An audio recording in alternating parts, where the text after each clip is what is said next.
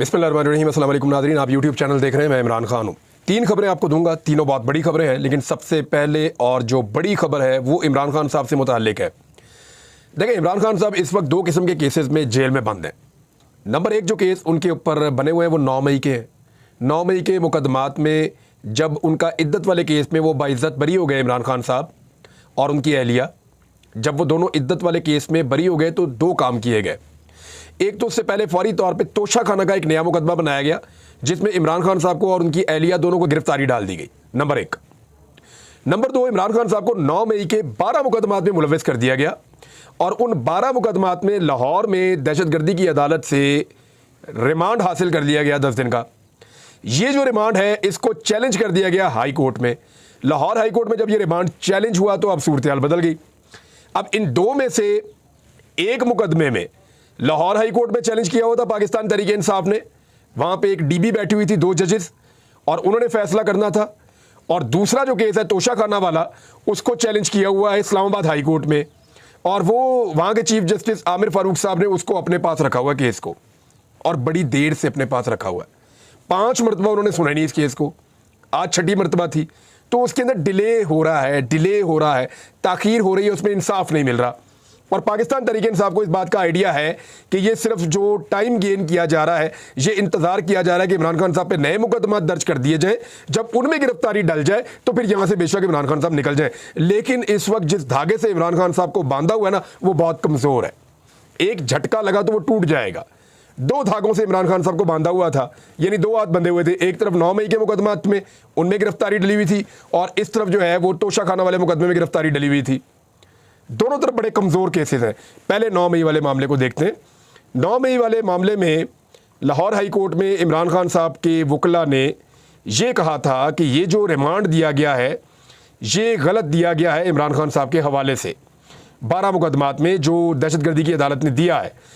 तो high court ने बानी पीटीआई की 9 मई के 12 मुकदमात में जिस्मानी रिमांड के खिलाफ दरखास्तें मंजूर करते हुए इंसदाद दहशतगर्दी ने जो फैसला दिया था, अदालती रिमांड का जो फैसला था उसकी मंजूरी का फैसला कलअदम करार दे दिया। यानी जो रिमांड था इमरान खान साहब का 10 दिन का, वो कलअदम हो गया। यानी इन मामलात में, जो 9 मई वाले मामलात में, यहां पे इमरान खान साहब अपनी बेल करवाएं और घर जाएं। इसके ऊपर इमरान खान साहब को अब ज़रूरत नहीं है।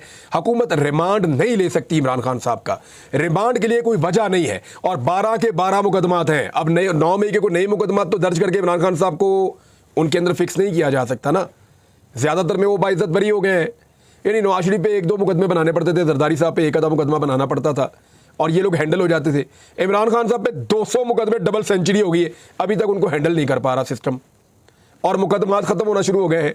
इतने को 200 मुकदमात हल करते करते आखिरी 2 में फंस गए। उनमें से एक डोरी तो आज इमरान खान साहब ने तोड़ दी है। ये जो 12 मुकदमात में उनका रिमांड था, यहाँ पे लाहौर हाई कोर्ट का फैसला आ गया। 9 मई से मुतालिक दहशतगर्दी के 12 मुकदमात में जिस्मानी रिमांड देने के खिलाफ दरखास्तों पर समाअत हुई। पूरे पंजाब से तफ्तीशी अफसरान बानी पीटीआई के खिलाफ दर्ज मुकदमात का रिकॉर्ड लेकर अदालत में पेश हो गए। पंजाब हुकूमत ने पूरा जोर लगाया, मरियम नवाज की गवर्नमेंट ने, IG पंजाब जो उस्मान साहब हैं, उनकी पूरी पुलिस ने जोर लगाया कि आज किसी तरह इमरान खान साहब को जेल में रखने का बंदोबस्त किया जाए और जो रिमांड है उसके खिलाफ फैसला ना आए। पूरा जोर लगाया। प्रोसिक्यूटर जनरल पंजाब भी वहाँ मौजूद थे, फरहाद अली शाह। उन्होंने कहा जी बानी पीटीआई ने लिख कर दिया कि उन्होंने पॉलीग्राफिक समेत मुख्तलिफ टेस्ट नहीं करवाने, हम चाहते हैं कि इनके टेस्ट करवाए जाएँ ताकि पता चले कि इनका दिया हुआ बयान सच्चा भी है या नहीं। जस्टिस तारिक सलीम शेख ने प्रोसिक्यूटर जनरल से कहा कि आप अबूरी ज़मानत के दौरान भी तो उन्हें शामिल तफ्तीश कर सकते हैं, ज़मानत लेने दीजिए, वो तो कहीं नहीं भाग रहे। बानी पीटीआई के वकील सलमान सफदर ने दलाइल दिए कि कई मुकदमात में ना इमरान खान की ज़मानत थी, ना इन मुकदमों के बारे में हमें मालूमात थी।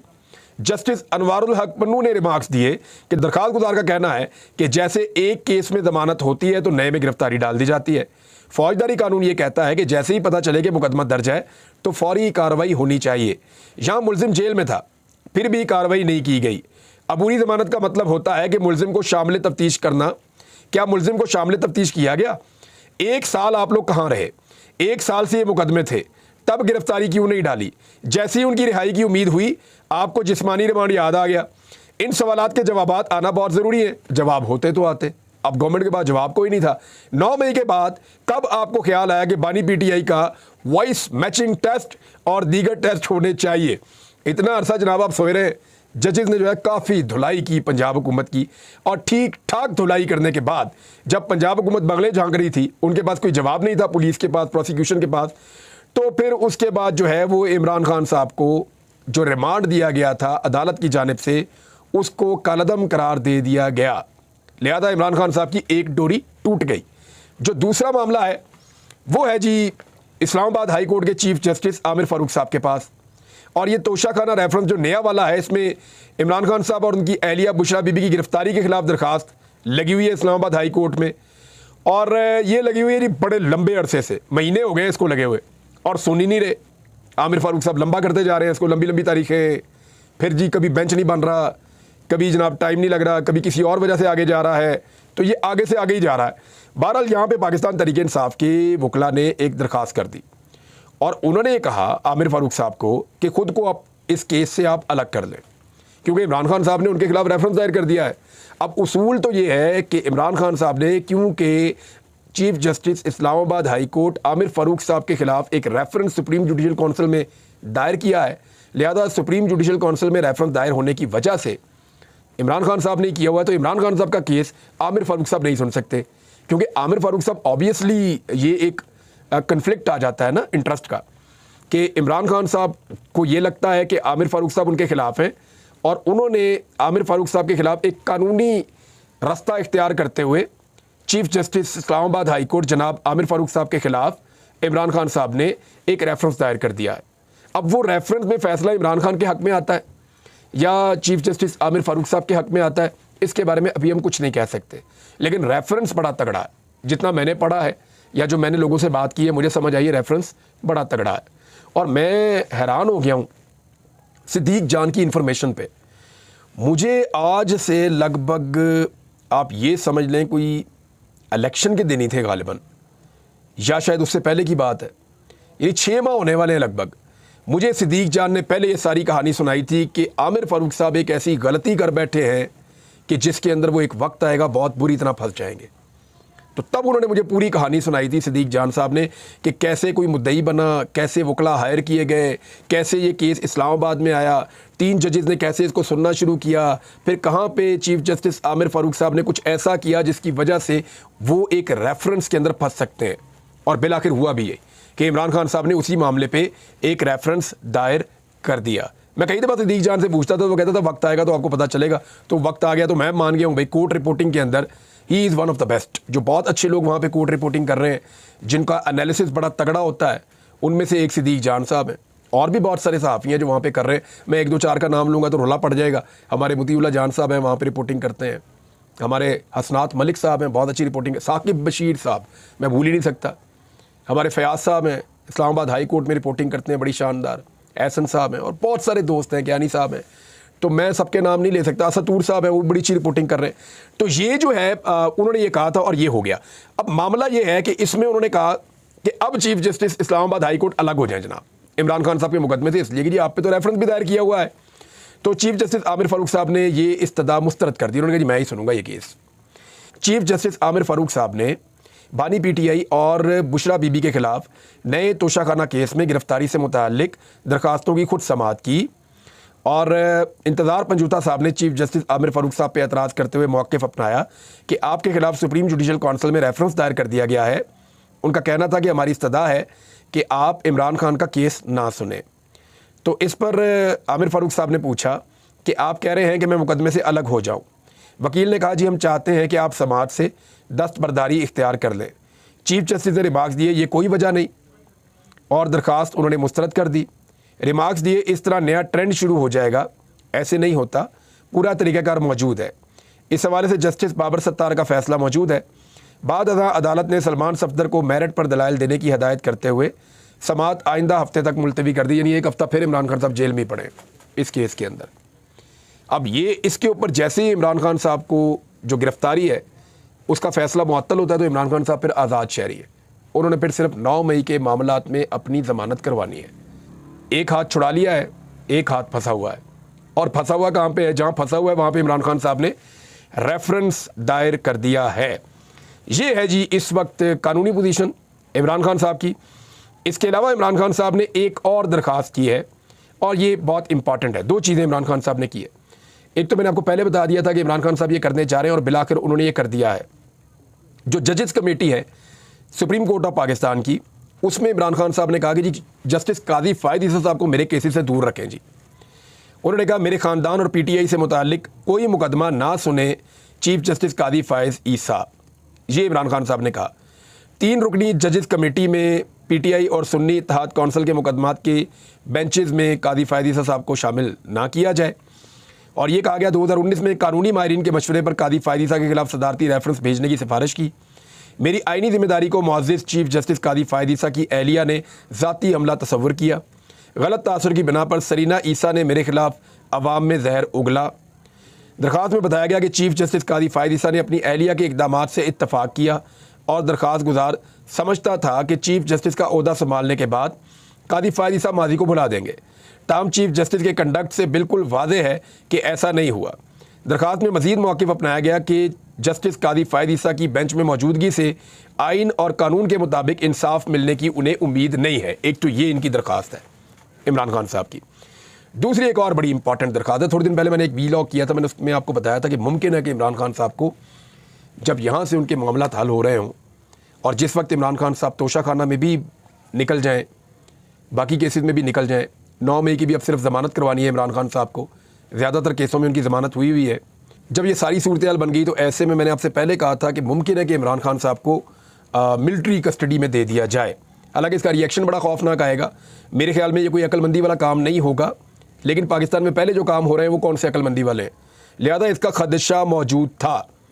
तो अब इसमें जो है वो साबिक वज़ीर-ए-आज़म इमरान खान साहब ने अपनी मुमकिन फ़ौजी हिरासत के ख़िलाफ़ लाहौर हाई कोर्ट से रुजू कर लिया है और इमरान खान साहब ने सीनियर वकील के तवस्सुत से लाहौर हाई कोर्ट में मौक़िफ़ अपनाया कि उन्हें अपने खिलाफ 9 मई से मुतालिक मुकदमात में फ़ौजी हिरासत में दिए जाने का ख़दशा है। अदालत 9 मई के मुकदमात में इनकी हिरासत सिविलियन कोर्ट्स के पास रहने का हुक्म जारी करे। यानी इमरान खान साहब को फ़ौजी तहवील में अगर लेने की कोशिश की जाए तो अदालत उससे पहले ये ऑर्डर दे दे कि इस कैदी को फ़ौजी तहवील में नहीं दिया जाएगा, बल्कि सिविल अदालतों के अंदर और सिविल इंतज़ामिया जो है वो इमरान खान साहब के मामलात को कानूनी तरीके से देखेगी। ये भी जी इमरान खान साहब ने वक्त से पहले ये मामला उठा दिया है। अब मैं आपको एक चीज़ और बता देता हूँ नाज़रीन, और ये बड़ी क्लियर चीज़ है और ये आपके सामने रहनी चाहिए। थोड़ा सा एक नई मिसाल से आपको समझाता हूँ कि कैपेसिटी पेमेंट है क्या, क्योंकि मेरे पास बड़ा लंबा चौड़ा डाटा है। वो डाटा मैं आपको अगले वीलॉग में बताऊँगा। अगले वीलॉग में मैं आपको एक और चीज़ भी बताऊँगा कि अगर पाकिस्तान में आज दोबारा इलेक्शन हो तो क्या पाकिस्तान तहरीक इंसाफ से पहले से कम वोट पड़ेंगे या ज़्यादा पड़ेंगे, और ये जो वोटों का फ़र्क होगा इसकी वजूहात क्या है। क्योंकि बहुत सारी चीज़ें जो इमरान खान साहब के हाथ में कल नहीं थी आज कैसे उनके हाथ में वापस आ रही हैं, और इसके जो इंटरनल फैक्ट्स हैं, क्या कुछ इस मुल्क में ऐसा हो रहा है जो दोबारा करना मुमकिन नहीं रहेगा, वजूहात क्या हैं उस सारे की, ये सारा सिनेरियो मैं आपके सामने रखूँगा नेक्स्ट वीलॉग में। लेकिन मैं आपको एक चीज़ और बता दूँ कि कैपेसिटी पेमेंट एक्चुअली क्या है। देखिए पाकिस्तान में ऐसी लुटमार हो रही है कि कैपेसिटी पेमेंट की मद में इतना पैसा दिया गया बड़ी बड़ी कंपनीज़ को कि आप और मैं सोच भी नहीं सकते, हम नाम भी नहीं ले सकते।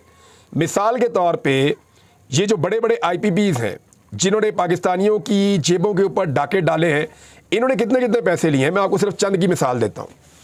एक है जी रोश के नाम से पावर प्लांट है जो 1999 में कायम किया गया था, तब भी नवाज शरीफ साहब की हुकूमत थी, और इसकी मुद्दत 30 साल है जी। ये 30 साल तक चलेगा, 29 तक चलेगा। ये पावर प्लांट इस वक्त एक यूनिट आपको दे रहा है 745 रुपए का यूनिट, और फिटे हुए हो ये मुआहदे होते वो इनको शर्म ही नहीं आती बेशर्मों को।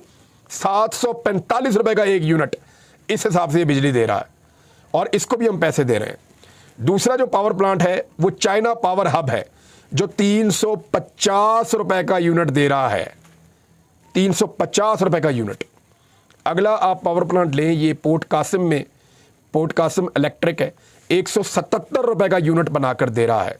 सबा पावर के नाम से एक और प्लांट 1999 में 30 साल के लिए आया था, अभी इसके अभी भी पड़े हुए हैं 5 साल, और ये 117 रुपए में यूनिट पैदा करके दे रहा है। जैन नाम की एक और कंपनी है, पावर प्लांट एक और प्रोजेक्ट है, ये 95 रुपए के रेट से बिजली में बनाकर दे रहा है। यानी आप अंदाज़ा करें कि रोश पावर प्लांट जो है, जो सबसे महंगी बिजली देता है, 700 और 45 रुपये फ़ी यूनिट बिजली देता है। ये पावर प्लांट बकौल गौहर एजाज साहब के 2024 में जनवरी से मार्च तक इसने 0 पैदावार है, इसकी 1 यूनिट भी पैदा नहीं किया और 1 अरब 28 करोड़ रुपये इसको हमने दे दिए हैं। इसी तरह चाइना पावर हब ने भी इस बिजली घर को बगैर बिजली पैदा किए इसी 3 माह की मुद्दत में 33 अरब रुपए की अदायगी की गई है। 33 अरब रुपए दे दिए हमने, उन्होंने बिजली पैदा ही नहीं की। बिजली पैदा नहीं की, कैपेसिटी पेमेंट के मद में वो इतने पैसे उनको देते जा रहे हैं। और पोर्ट कासिम को भी बगैर किसी पैदावार के, बगैर बिजली पैदा किए हमने 30 अरब रुपए उनको भी अदा कर दिए हैं। पंजाब थर्मल पावर, उसने भी 0 पैदावार है जी, कोई बिजली नहीं बनाई। 10 अरब रुपए हमने इनको भी दे दिए। बाप का माला लूटो, बाप का माला खिलाओ इनको सबको। हद हो गई वैसे पाकिस्तान के अंदर, इतनी इन्होंने तबाही फेरी है।